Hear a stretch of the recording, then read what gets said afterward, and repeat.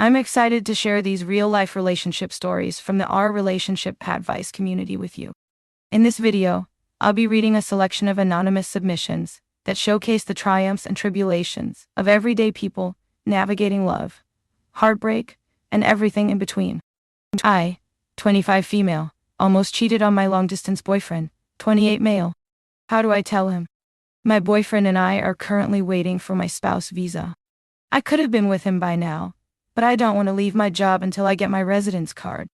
Lately, I've had guys hitting on me, and I honestly don't get it. When I was single, most of them just wanted to hook up and have fun, which is why I never took them seriously. But now that I've fully announced my engagement, people are suddenly coming back guys I used to talk to, date, or go out with. It's insane. I never entertained most of it, but some genuinely became my friends and were there when I needed to get out. One night, I was out with some coworkers. There was this guy who had been hitting on me every time he saw me. He's a paramedic. We initially matched on Tinder years ago, but never met. Just chatted briefly. I was probably 20 at the time. Anyway, my coworkers kept giving me shots. I told them I'd had enough, but they guilt-tripped me into taking more, saying I should stay a little longer. At this point, I was drunk, dancing with them, when suddenly someone dragged me away from the dance floor. It was him. I told him to leave me the fuck alone. He ignored me, tried to dance with me, and then asked, "Look at me, am I not your type?" I stared at his face, and admits really, really good looking. But I love my fiancé. He almost kissed me, and that's when reality hit me. I pulled away and left him there, stunned. I told my coworkers I was going home and ended up crying in the cab. I felt so disappointed in myself for letting things get to that point. Now let's check out some of the comments on this post. You realized you have horrible friends, right? Ian. This, 100%, talked to.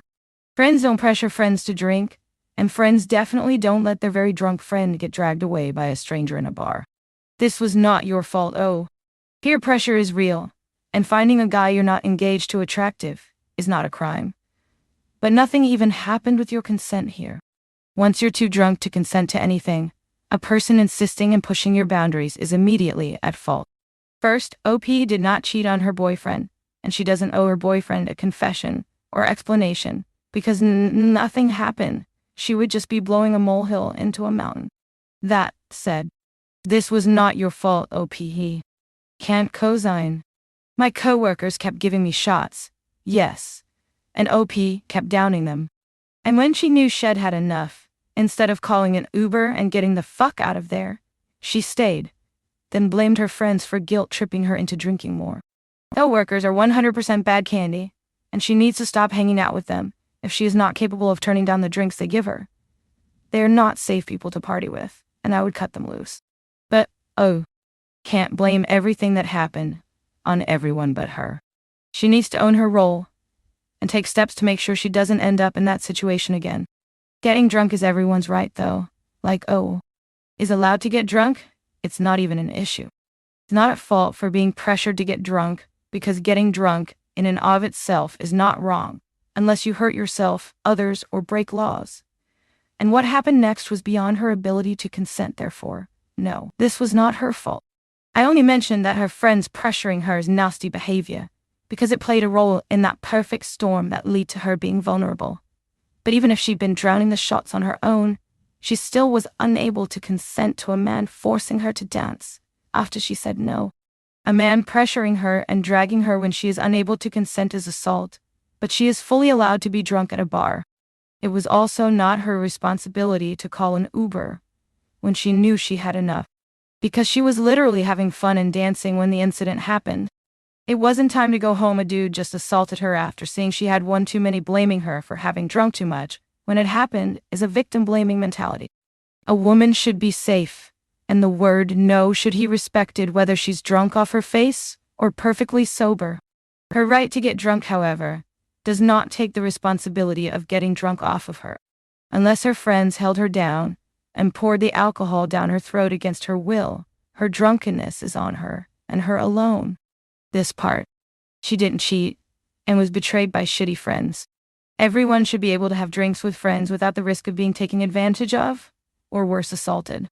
That said, peer pressure is an excuse. OP is an adult and is solely responsible for her decision to drink. That, however, is not a relationship issue. Exactly. Pointing out that OP bears responsibility for getting sideways is not saying that it would have been her fault if someone had taken advantage of her while she was in that state. They are two completely separate issues. It sounds like she's upset at herself for letting it get to that point and stated as such, so you're throwing salt at an open wound. And now for the next story. My 26 female husband, 30 male, and his family want me to move to a small town yet again. I refused. Am I being irrational? I feel absolutely devastated as I write this. My husband and I have been married for 4 years. I've spent all that time in my husband's hometown, a small town with a slow life and limited resources.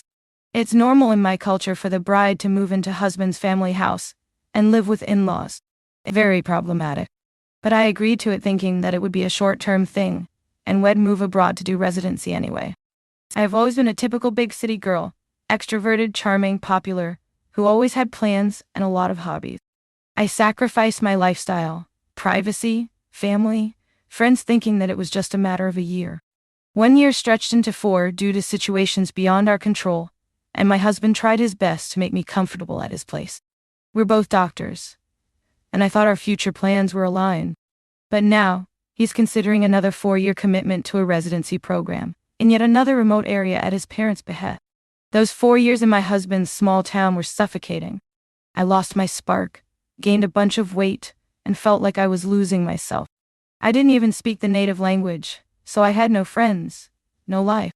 But then, my husband took a leap of faith and moved to my hometown, a big city, for a better job. We've been living together, just the two of us, for 6 months now, and it's been amazing. But now, my husband has been offered a residency spot in yet another remote town. His family is pressuring me to agree to the move, but I'm not willing to sacrifice another 4 years of my life. I've already given up so much. I told my husband that he can prepare for next year and apply in my city instead. He is okay with it for my sake, but a little sad nevertheless. My in-laws are pressuring me into being okay with the move, and Cat's got my husband tongue, as they're paying for his program. MD here is super expensive, 300 Kiko USD, and he feels indebted. He is okay with reapplying next year, but the only caveat is that next year the fees will go up marginally. I feel like I'm being torn apart. Part of me wants to support my husband's dreams, but another part of me is screaming to reclaim my own life and identity. An investment of 4 more years would pay off very well in the long run. But what about my today? I've already wasted 4 years of my prime feeling caged. I want to live fully. I can't do that in a small town. Am I being immature and irrational? Now let's check out some of the comments on this post. I feel for you. Obviously you made a mistake by marrying this person. These unfortunate another 4 years will continue as long as you are married to him. Save yourself? I agree. A man who doesn't stand behind his wife and lets his in-laws bully his wife is not a man. I hate to say this because I think you're from a culture that really dissuades divorce too. But it's your only option.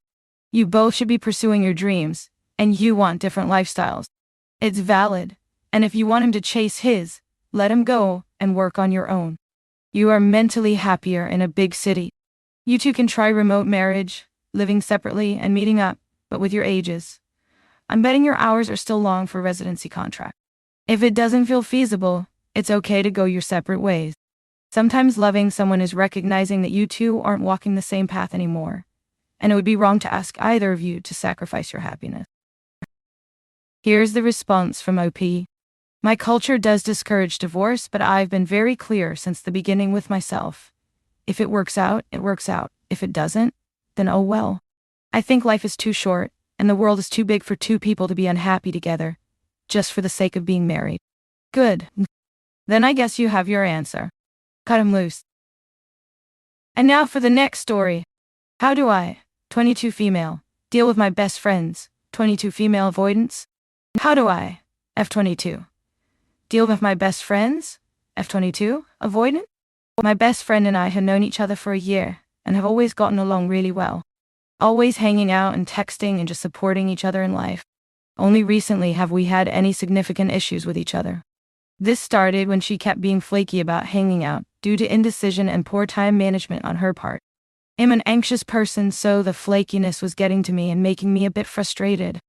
I didn't want to let it fester, so I decided to bring it up with her.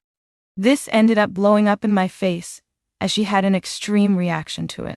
She wondered if we were really compatible as friends due to our differences in scheduling hangouts. She said that it made her want to hang out less, and even just remove herself from the friendship. She said she didn't really want to do those things, but that was what she felt the urge to do. She also was very cold to me afterwards. Eventually we cleared this issue up, and figured out how to communicate about it. Still, she said she felt like the issue was not resolved. She didn't have anything more to say, but she just felt like it was a big deal to her still. We moved forward from this, and things started to go kind of back to normal. But it was definitely different. She was more reluctant to hang out and responded to my texts less. We were still close, but I felt like she was not the same with me. I guess I didn't learn my lesson because again I decided to directly bring this up with her, which resulted in another freakout. She told me it felt like nothing she ever did was enough for me and my expectations were way too high for her to meet. She felt like I was being overly dependent on her. She had been people-pleasing me, and it stressed her out too much. If I was going to expect all of this from her, then we can't be friends. I felt terrible about this, and apologized for stressing her out so much. As we hung out and texted, I understood why it could have felt like a lot, but I had thought she enjoyed it as well. I didn't realize she was people-pleasing me.